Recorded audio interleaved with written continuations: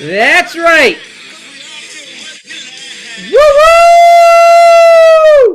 What a weekend it has been. Wow. That was so high, so low by Ben Harper, which I thought was so appropriate for today's show, for the last week.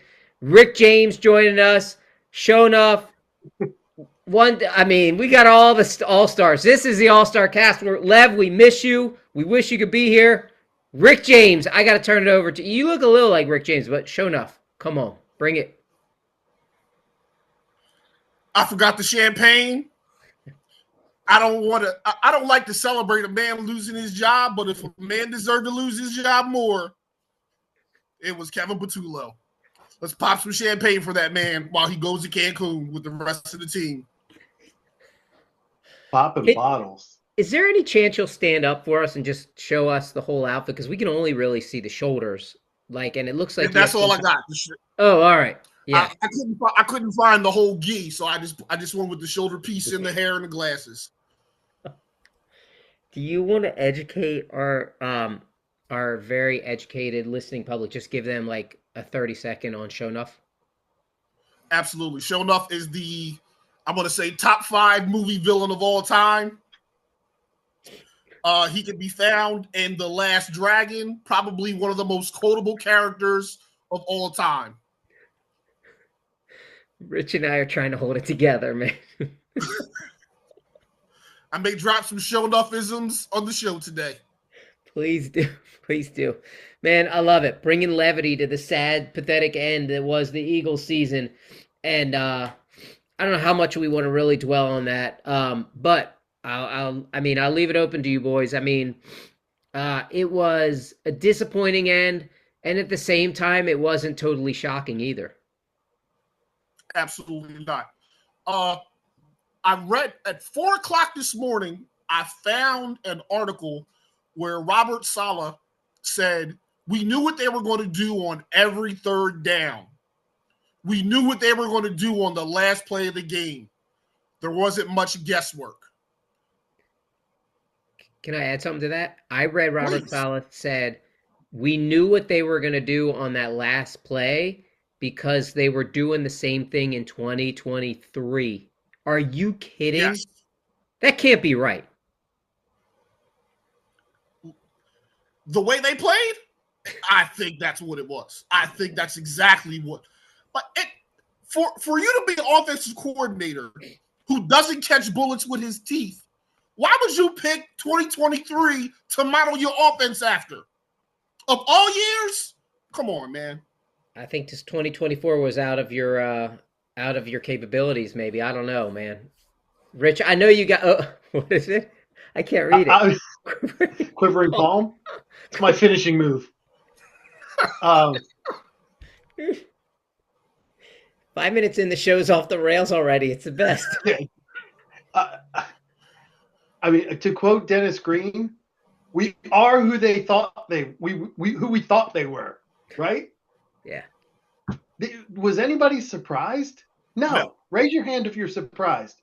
Nobody better have their fucking hand up right now. Sorry. Got to keep it clean for the kids. Their stinking hand up. They were exactly who we thought they were. And I was not surprised in the slightest. They did exactly what they had done all year. The defense balled out. They kept them in a game with a good team that they probably shouldn't have been in.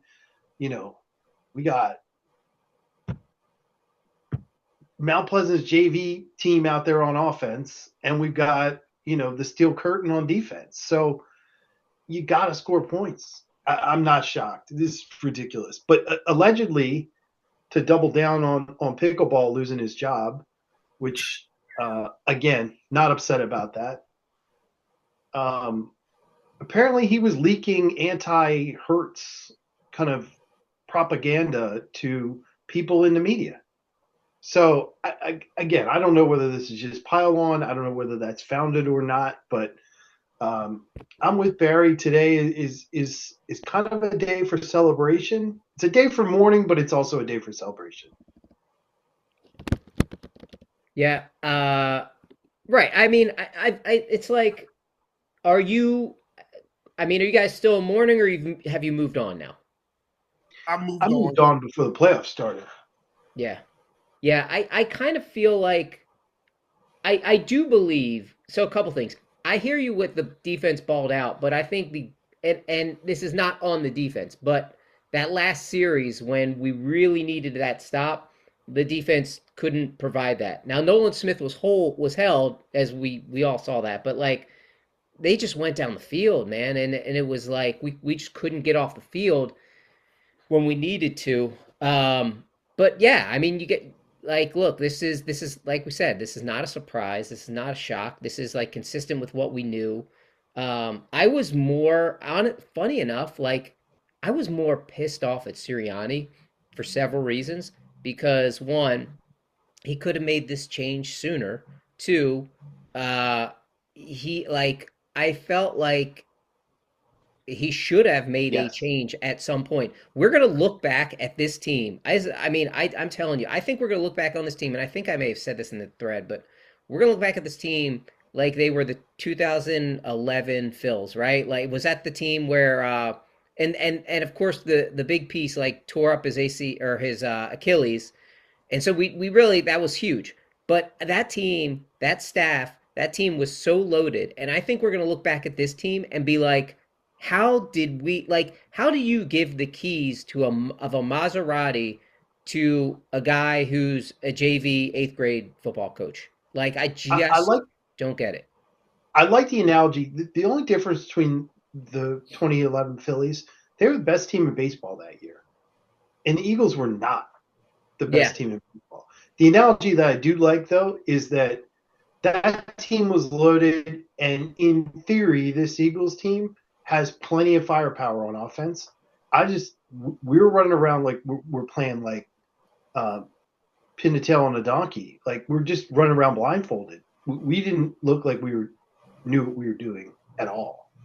And I say we because I was out there, but um, I'm out there in the trenches with the fellas. But it was fucking clueless. Like the offense was clueless all year. And when you said, have you guys moved on? And Train, you said you moved on too, right? Yep. Sho'Nuff. None of us were shocked because they did this all year. And Sirianni, and we've texted this, doubled down on this clown all year long, tripled down, quadrupled down. And we knew going into the playoffs that it wasn't good enough. And then why would anybody be shocked when we get into the playoffs and it wasn't good enough? Like they had 5 decent offensive weeks this season, and I'm being generous. The rest was dreck. They averaged 19 points a game.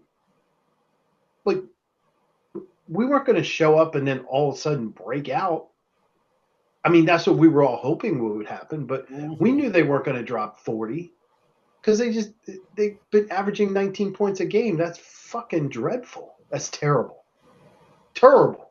In the words of Charles Barkley, that's terrible. You can't be a playoff team and expect to beat a Kyle Shanahan team with 19 points. It's just impossible. No matter how good your defense is. And what disturbed me the most, like you said, Rich and Ross, this could have been remedied by week 6, which is when this shit should have happened. Yep. Hey, man, I thought you had the juice. You don't. We got to get you out of here. We got to get you out of here. I got to get a competent play caller in here that is going to take this team back to the Super Bowl. And Patullo wasn't it. You could have brought an advisor in and saved Patullo, like just in theory, and just had him be more involved with the offense. Prop him up. Make right? him the figure. Yeah, exactly. I mean, there's so many things that you could have done. The other thing to think about that I got pissed off about was, like, the 49ers, like, Eric Kendricks, like, that's who you pull off the scrap heap. They get these linebackers. They may have gotten these linebackers from Mount Pleasant High School. Like, I mean, these guys were like... Bro was working at Home Depot 2 weeks ago. Right. Working at Home Depot, digging ditches, whatever they were doing. Like, I mean, this is what was going on. And like Remember the one year the Eagles? I didn't mean to cut you off. Go ahead, finish your thought. I think I'm breaking up, but my point is that we still couldn't move the ball against a defense that had guys that weren't even on the team a week ago, like starters. Yeah, Their whole starting linebacker core wasn't on the team a week ago. You know, I mean, it's just inexcusable, and I mean, it goes to everyone. Jurgens was terrible. He was terrible. Like Jalen was driving me nuts with the bailouts. Like climb the damn pocket, AJ. Like I mean, you gotta make those plays, man. You gotta make those plays. You know, like I don't know Jalen wasn't perfect, and Saquon looked great in the first half, and then it's like there was no running room in the second half. I mean, it was just everybody. It was sorry all the way around, man. It really, really was a sorry effort and a sorry way to end and the thing like that I started thinking about was just like, you know, I know we've all had questions about Sirianni, and at the end of the day, like it feels like what happens is we start out like at least this season, you know, last year we like couldn't score in the first quarter. Remember we had that whole thing where we couldn't score in the first quarter? Absolutely. And then this year we got off to like better starts, right? But we couldn't teams what do? Good teams adjust at halftime.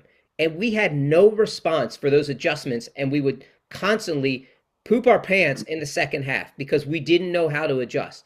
I can't like and then that last play, they showed the last play where it's like, you know, Pickleball's calling something and Jalen's like he's not even saying anything to like you know suggest a play and then you know what's his name Montana our backup he's like what the fuck is this play call like and you see that like the expression on these guys' faces just like what are you and like Nick Sirianni's not doing anything. Sirianni's culpable, but Sirianni's culpable too because right wasn't he an offensive guy when he got here? You're Wasn't the head ball coach, right? Yeah. You're the ball coach. You got to step in. The look on his face, like he looked like he, you know, I almost said something like super inappropriate, but he just had like get this glazed look over his face. Like, bro, you're the head coach. It's your job. If you're not happy with that play call, you think that play call sucks, override him. You're the boss. You're the king. You're the chief. Yep. Like, don't just throw your hands up or make this stupid face like you just suddenly got Bell's palsy. Like, make a change. Do something. Don't just stand there and go, well, oh, shit, Kevin called that one, and you know, it starts with me. Yeah, bro, it does start with you. Say something. Stand up. Yep. It was frustrating. But the thing is, I don't think Jalen's been very good for 2 years. Not bad. Not MVP, though. Not wonderful, not terrible. The difference being last year they ran the ball down everybody's throat. And so that opens up so many other things. And Jalen didn't have to do that much last year. Save for the Super Bowl, he played okay. And when you have Jalen playing okay, you better be able to run the ball. And they couldn't run the ball this year.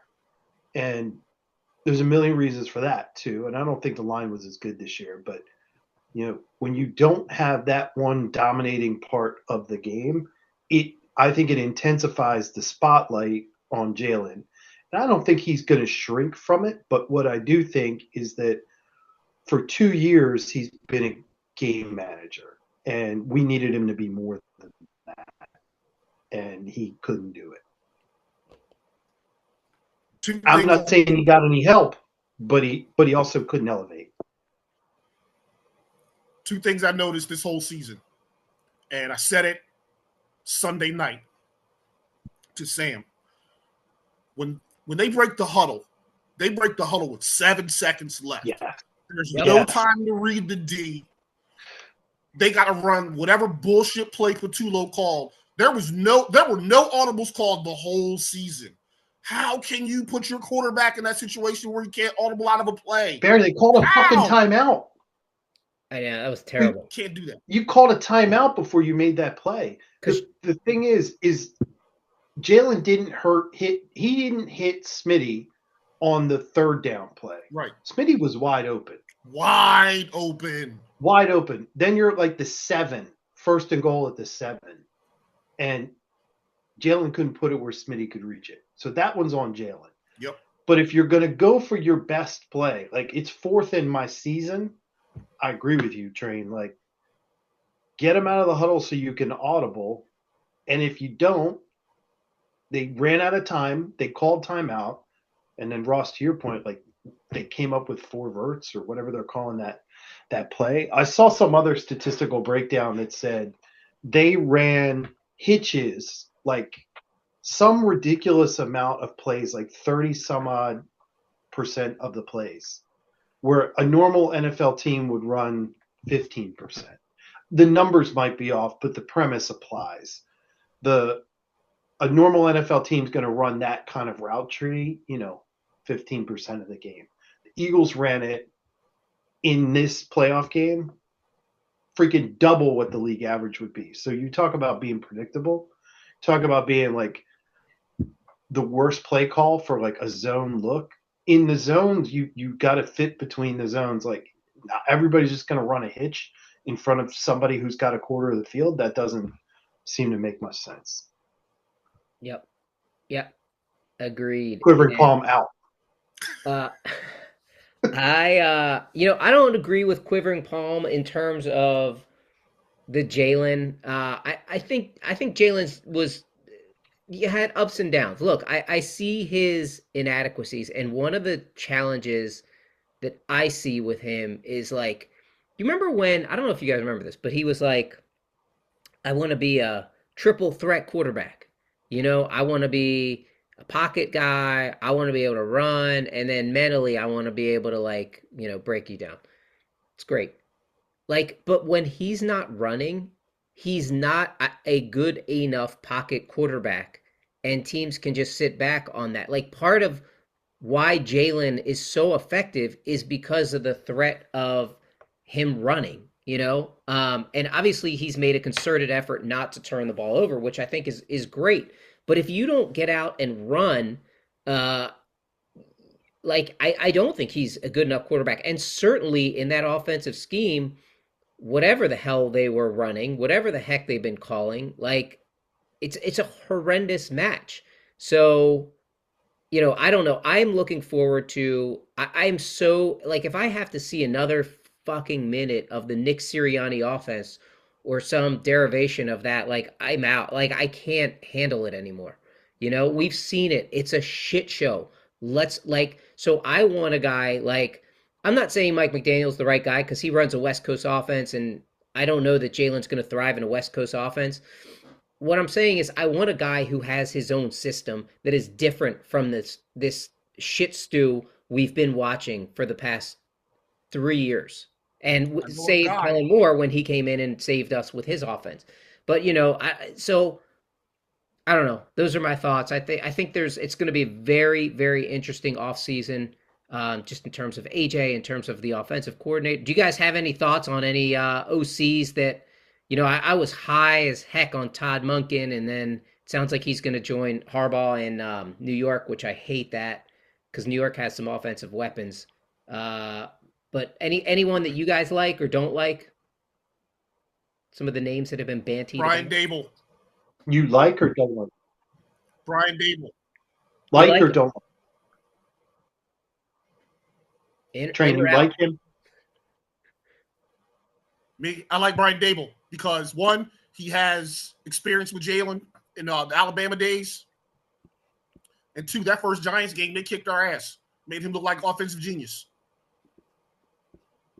And he did nice things with Allen too. Yeah. When he was in Buffalo. I know he wasn't a great head ball coach, but that personality with Sirianni's, man, we will drive everyone in. I actually think they're going to end up with Dable. I really do. That's my prediction. I'll pop another bottle if they do. Rich, what I don't know who you're going to come dressed as though. Rich, what about you? Anyone you like or don't like? I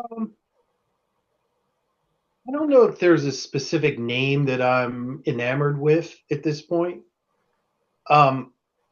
what I think would be an interesting thing is like, and maybe I'll ask you guys, who's the hot up and comer though? Like, who is, the new, not that I'm just chasing shiny new things, but who's the new offensive mastermind who hasn't had a head coaching shot yet? Funny you ask.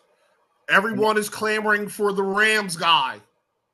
I can't pronounce this. He's got a long last name, something with the L. Everybody's clamoring for that kid. Oh, He's Shielhausen or something like that. Is that the something guy? like that. Yeah, and he's young. He's young. Yeah. Um, Here, here's why I say that is I think Sirianni's on thinner ice than we think he is. I wholeheartedly agree. I know where And you're going, and I totally agree. I would love to see somebody like we've had coordinators plucked from the Eagles because of their success, who've turned out to be decent coaches, right? Like Steichen is probably the last example of that.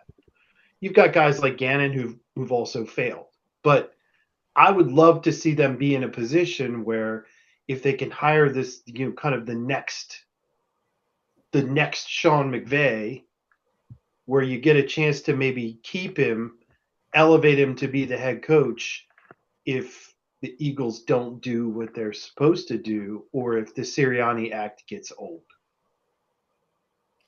I think it's going to be very interesting too. So one of the names I've heard mentioned just like today is Charlie Weiss's kid. So Charlie Weiss Jr., like who was the OC for Ole Miss and is now moving to LSU. Um, and brand new. But I mean, I love the idea of finding a college guy. Um, because I think there's a little bit more innovation with some of the college coaches that come in. I mean, I would like them. That's why I love Monken because he's been college and pro and succeeded on both levels. But I don't know. It is really interesting. And Rich, I think that's a great point. I was thinking about that too. I wonder if on some level, like, let's say it is a guy like, and I don't want Dayball as our head coach, but if a guy like Dayball comes here, uh, does the fact that he's had head coaching experience, does that help? And or does an up and coming OC see this as like a fast track to getting a job and maybe this job in this city? Because to your point, all our OCs, if you're good, you get plucked. All our coordinators get plucked if they're good. We're just a very eyeballs are on the Philadelphia Eagles, and so it's a very high profile job. Um, but with Sirianni in the hot seat, you do wonder, could this person, I don't know. I mean, if the Eagles offense is successful though, you'd argue that Sirianni's job's probably more secure because unless he does something completely stupid and makes a horrendous decision, we're probably going to end up being a pretty good team, right? I mean, we have the talent, we have the defense. If we have the offense, I think we're having a different conversation today. Do you think? Do you think Monken is a good fit because of the similarities between Lamar and Jalen, or do you Whoa, just think he's whoa, whoa, whoa. yeah physical athlete attributes? Like he Okay, doesn't throw okay. it nearly as well as he doesn't have the arm that Lamar has, and he's sure as shit not as fast as Lamar. But I think he's more durable than Lamar. He probably makes better game decisions. And so like you have Jalen who could be a running quarterback if he wanted to be, but he's choosing not to be. Whereas you have Lamar who they try to utilize his running capability, but in a lot of times it ends up getting him hurt. I feel like Jalen's a smarter player on the field as it comes to like avoiding hits and stuff like that. So, but I think athletically they're both freak athletes. Like they're both Yeah. incredible athletes, Oh, and okay. My which bad. is where I was going with the Monken comment. I don't know, was that part of it or no? You just like him, Ross? I love him because let's see, so I mean, he helped Lamar last year. I mean, he ran that offense last year. I think Lamar won the MVP last year, right? Did he win the No, MVP? Josh Allen did. Josh Allen did. Sorry, Lamar was in the running last year. Had a rough Yes. year this year. Monken led the Georgia offense during their back-to-back national titles. And I mean, so you want to talk about a quarterback that's a little more like Jalen? It's probably Stetson Bennett. So Stetson Bennett is a guy who's like, he's not a guy who's capable of playing in the pros probably, but this offense was as potent as any offense I'd seen at Georgia. He coached at Tampa Bay, and back when Tampa Bay led the league in passing offense. So I feel like Monken, just watching him, he's able to adapt his offense to like the skills of the personnel around him. And I feel like the other reason why I really like Monken is I may be wrong, but I think he's like mid to late 50s. And Yeah. and so from that perspective, I like a guy who's he's older, he's been on both sides, recently been in college, recently had success in the pros and in the college ranks. And then, who knows, like maybe someone doesn't want to take a chance on a guy who's like in his late 50s at this point to be their head coach. And like maybe there's a little bit more stability there. Now, I think you just got to hire the best coach that you can. But that's kind of my thinking behind Monken. Yeah, or maybe you get him who's like a Fangio. Like Fangio's not going to be a head coach. Nope. You get a guy who provides some stability for Jalen, because I was, listening to some other podcast of, Taylor Swift's boyfriend's podcast. They trail us in the ratings, right? Just like they do a little bit. They're clearly not as handsome either, but they had Jameis on, and Jameis Winston is like a friggin' national treasure at this point. That dude just cracks me up. But he was saying, as a quarterback, it is hard to not have the level of continuity. He did say something interesting, and I don't want to. I know we kind of transitioned or segued towards what the future looks like, but if I will go backwards for 1 second. He said, if you've got an AJ Brown or Devontae Smith, if you throw them the ball, that's not what, a 50-50 ball. Like on that last play of the game, AJ had one-on-one coverage on the outside. Now AJ played like shit all day. But what Jameis said, he goes, that's like a 90-10 ball. That's an 80-20 ball. That's not a 50-50 ball. Yeah. Which I tend to agree with. And it's one of the things that Nick Foles did so well. Nick forced the ball in the coverage sometimes, but he just let the guys go make a play. And the year that we kind of got lightning in a bottle, it worked out for us more often than it didn't, because they had some talent. Anyway, I went backwards. I didn't mean to go backwards. I know we're trying to go forward and segue off the hurt and the disdain and the soul crushing disappointment that's been happening for the better part of the last 3 months. But I thought that was an interesting point from Jameis. Let's go get that W. Jameis is like the Ricky Henderson of this generation. Absolutely. That's a good right. Yeah. Today, I am the greatest player of all time. The best. That's just Ricky being Ricky. So let's quickly pivot to the Phils. They have been pretty busy. I do have some Final Five questions lined up because I knew it was going to be that kind of special show. But Phil's questions, or Phil's thoughts on Ranger. I think we're all in agreement in terms of what? Bye, You're Ranger. leaving? You're leaving? No, bye, Ranger. Bye, Ranger. Yeah. In terms of Ranger, appreciate what he's been and go get your bag, right? Yeah. Wait, I didn't know he was 30. I thought he was like a kid. He looks like a kid. Yeah, he's 30. He's 30. Yeah. Get him out of here. Philly signed him for $25,000. That's crazy. Of course, he was probably like 13 playing as Sandlot in the Dominican Republic somewhere. And they're like, hey, man, you want like 3 packs of Pokemon cards and $25? Is he Venezuelan or no? I think he might be. Yeah. Yeah. Because he had visa problems one year. I think it was Venezuela. We all do. He's probably glad he's not there right now. Um, but I mean, so how are you guys feeling? And all the Bo Bichette rumors seem to be gaining steam and getting louder and louder. It sounds like JT and the Phils are at an impasse. I guess they offered him 3 years, and I don't know what the hell he wants. Maybe I guess more money. JT just comes Three out packs of sounds. Pokemon cards. That's what he wants. Is that what he wants? Well, maybe he can get him now that Ranger's gone. That's right. Uh, Give me your quick take on Phil's offseason so far. And Rich, I feel like you are not Bichette fan.